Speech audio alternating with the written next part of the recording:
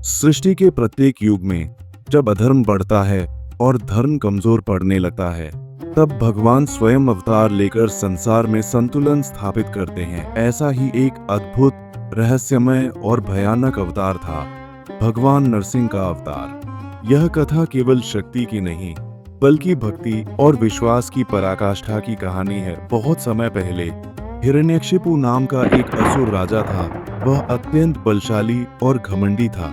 उसने वर्षों तक कठोर तपस्या की और ब्रह्मा जी से वरदान प्राप्त किया कि न वह किसी मनुष्य से मरेगा, न किसी पशु से, न दिन में, न रात में, न घर के भीतर, न बाहर, न किसी अस्त्र से, न किसी शस्त्र से। इस वरदान से वह स्वयं को अमर समझने लगा। उसके अहंकार ने उसे अंधा कर दिया था।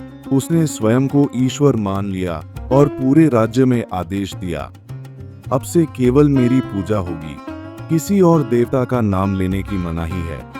परंतु हिरण्यकशिपु का पुत्र प्रहलाद अपने पिता के विपरीत स्वभाव का था। बचपन से ही उसके हृदय में भगवान विष्णु के प्रति असीम भक्ति थी। वह हर क्षण नारायण नारायण का जाप करता। गुरुकुल में भी जब गुरु ने उससे पूछा, बेटा तुझे सबसे प्रिय कौन है, तो प्रहलाद ने मुस्कुराते हुए कहा, मुझे सबसे प्रिय तो मेरे प्रभु नारायण हैं। यह सुनकर गुरु और सब असुर क्रोधित हो उठे। यह बात हिरण्यकशिपु तक पहुंची। उसने गुस्से में कहा, मेरा ही पुत्र मेरे शत्रु विष्णु का भक्त बनेगा, यह असहनीय है। हिरण्यकशिपु ने प्रहलाद को मारने के अनेक प्रयास किए।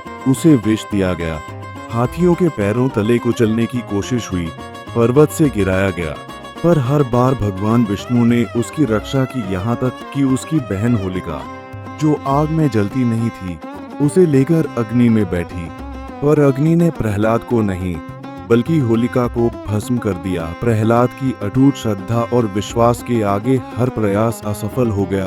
एक दिन क्रोधित होकर हिरण्यकशिपु ने प्रहलाद से कहा, कहाँ है तेरा विष्णु, दिखा मुझे, क्या वह इस खंभे में भी है? प्रहलाद ने दृढ़ता से उत्तर दिया, हाँ पिता, भगवान सर्वत्र हैं, इस खंभे में भी। यह सुनकर हिरण्यकशिपु का क्रोध चरम पर पहुंच गया। उसने अपने गदा से उस खंभे को तोड़ मारा और तभी एक भयंकर गर्जना से पूरी राजभा कांप उठी। उस खंभे से एक अद्भुत रूप प्रकट हुआ, न पूर्ण मनुष्य, न पूर्ण पशु, बल्कि नरसिंह, आधा मानव आधा सिंह। उसकी आंखों से अग्नि निकल रही थी, शरीर से तेजोमय प्रकाश और मुख से भयावह दहाड़। सब देवता, असुर और स्वयं हिरण्यकशिपु भय से कांप उठे। यही थे भगवान विष्णु, अपने भक्त प्रहलाद की रक्षा के लिए उग्र रूप में अवतरित। नरसिंह ने हिरण्यकशिपु को पकड़कर अपने घुटनों पर रखा। यह न दिन था न रात, बल्कि संध्या का समय। न घर के भीतर न बाहर, बल्कि द्वार की चौखट पर। न अस्त्र न शस्त्र, बल्कि अपने नाखूनों से उन्होंने हिरण्यकशिपु का वध किया। इस प्रकार भगवान ने ब्रह्मा के वरदान का सम्मान भी रखा और अधर्म का अंत भी किया।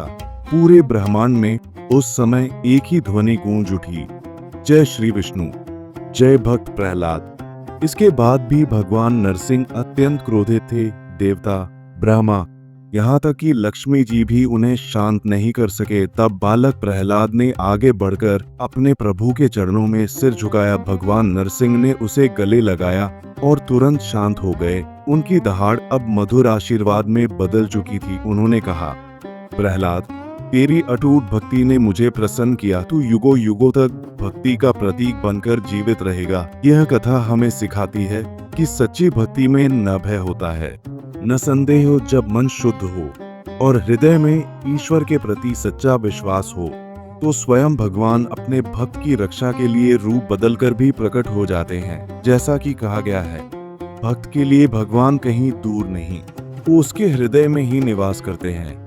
अगर आपको यह पवित्र कथा पसंद आई हो तो वीडियो को लाइक करें, शेयर करें और हमारे चैनल को सब्सक्राइब करना ना भूलें, ताकि ऐसी और भी दिव्य कथाएं आप तक पहुंचती रहें। जय श्री नरसिंह देव।